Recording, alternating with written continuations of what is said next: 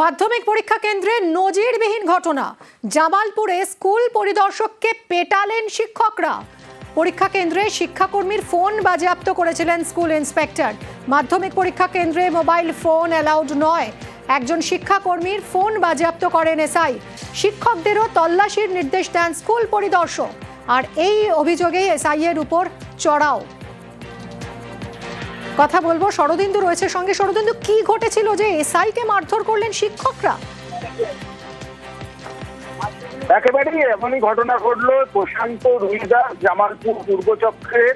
আজ তিনি হচ্ছেন এসআই এবং তিনি আজাপুর হাই স্কুলে পরিদর্শনে গিয়েছিলেন মাধ্যমিক পরীক্ষা। সেই সময় তিনি দেখেন যে শিক্ষাকর্মী থেকে শিক্ষকদের বেশিরভাগের হাতে সঙ্গে মোবাইল রয়েছে এবং স্ট্রং রুমেও একটি মোবাইল বেজে ওঠে এক গ্রুপ সি কর্মী, এবং তখনই তিনি সেই মোবাইল বাজেয়াপ্ত করেন এবং অন্য শিক্ষকদেরও মোবাইল বাজেয়াপ্ত করার চেষ্টা চালান। এবং তখন সেই মোবাইল ছিনিয়ে নেওয়ার পাশাপাশি বেশ কয়েকজন শিক্ষক তাকে মারধর করে, এমনটাই অভিযোগ। এবং তারপরেও তাকে আটকে রাখা হয় বলে তিনি অভিযোগ করছেন। এরপরে তিনি ভিডিওকে ফোন করেন এবং ভিডিও থেকে জামালপুর থানার পুলিশ বিষয়টি জানতে পেরে তাকে উদ্ধার করে একটি বেসরকারি নার্সিংহোমে ভর্তি করেছে। তার মাথায় চোট লেগেছে এবং এই ঘটনাটাই ঘটেছে এবং এই ঘটনা ঘটে শিক্ষক মহলে একটা ব্যাপক প্রতিক্রিয়া দেখা দিয়েছে। শরদিন্দু, আমরা একবার শুনবো এই আক্রান্ত স্কুল পরিদর্শকের অভিযোগ, কি বলছেন তিনি। সরকারি নিয়ম অনুসারে স্কুল ক্যাম্পাসের মধ্যে শুধুমাত্র দুজনই মোবাইল ব্যবহার করতে পারবেন। একজন হচ্ছেন অফিসার ইনচার্জ আর একজন সেন্টার সেক্রেটারি। স্ট্রং রুমে একটি মোবাইল বেজে ওঠে।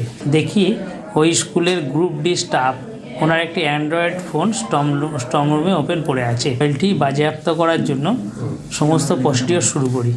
ঠিক সেই সময় ওই স্কুলের মাস্টারমশাই সিদ্ধার্থবাবু ধস্তাধস্তি করে আমার কাছ থেকে সেটি কেড়ে নেয় এবং আমাকে গালিগালাজ করে এবং আমার ডান চোখের এই অংশটাতে ঘুষি মারে, মাথায় ঘুষি মারে। তারপর আমি যখন বেরিয়ে চলে আসতে চাইছি আমাকে জোর করে ঘরে আটকে রেখে দেয়। বিডিও সাহেবকে ফোন করি, ওসি সাহেব এসে আমাকে বিষয়টা থেকে রেস্কিউ করেছেন। ওখানে মাধ্যমিক পরীক্ষা চলছে আজাপুর হাই স্কুলে সেন্টার, এবং সেই সেন্টারে স্ট্রং রুমে সিদ্ধার্থ বাবুর মোবাইল পাওয়া যায় এবং সেই মোবাইল এসআই সাহেব কেড়ে নেন।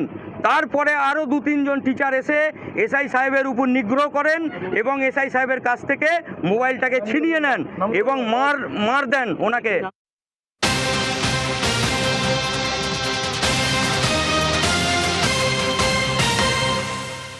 জামালপুরের এই ঘটনায় কড়া পদক্ষেপ মধ্যশিক্ষা পর্ষদের। প্রধান শিক্ষক সহ 6 শিক্ষককে সাসপেন্ড করেছে পর্ষদ।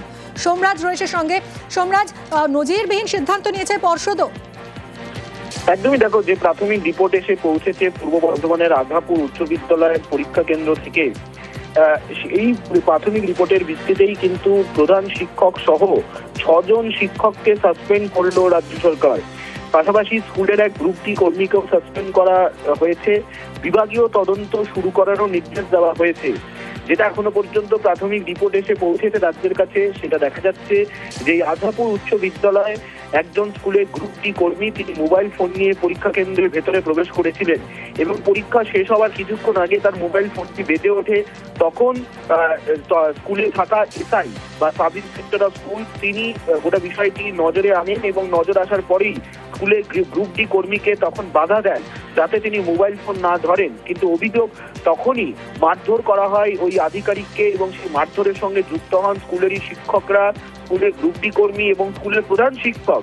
সেই ঘটনাতেই কড়া শাস্তিমূলক পদক্ষেপ নেওয়া হলো রাজ্য সরকারের তরফে। রাজ্যের নির্দেশে মধ্যশিক্ষা পর্ষদ ইতিমধ্যেই সাসপেন্ড করার নির্দেশিকা জারি করেছে। শুধু তাই নয়, তাদের বিরুদ্ধে বিভাগীয় তদন্ত শুরু করা হবে। আগামীকাল ওই স্কুলে কলকাতা থেকে একটি টিম পাঠানো হচ্ছে, কারণ স্কুলেরই যেহেতু 6 জন শিক্ষক পাশাপাশি প্রধান শিক্ষককে সাসপেন্ড করা হয়েছে, তারা স্কুলে আসবেন না এবং ওই স্কুলে মাধ্যমিক পরীক্ষা দিচ্ছেন পরীক্ষার্থীরা। এই মতো অবস্থায় মাধ্যমিক পরীক্ষা যাতে নির্বিঘ্নে পরিচালনা করা যায় ওই স্কুলে, তার ব্যবস্থা কিরকম নেওয়া হবে তার জন্য ওই স্কুলে কালকেই কলকাতা থেকে একটি বিশেষ টিম পাঠানো হচ্ছে, যারা গোটা বিষয়টি খতিয়ে দেখবেন এবং কিভাবে সুস্থভাবে মাধ্যমিক পরীক্ষা পরিচালনা করা যায় পূর্ব বর্ধমানের আঘাপুর উচ্চ বিদ্যালয়ে তা নিয়ে প্রয়োজনীয় সিদ্ধান্ত নেবেন। ইতিমধ্যেই গোটা ঘটনার পূর্ণাঙ্গ রিপোর্ট চাওয়া হয়েছে পূর্ব বর্ধমানের জেলা শাসকের থেকে। ধন্যবাদ সোমরাজ।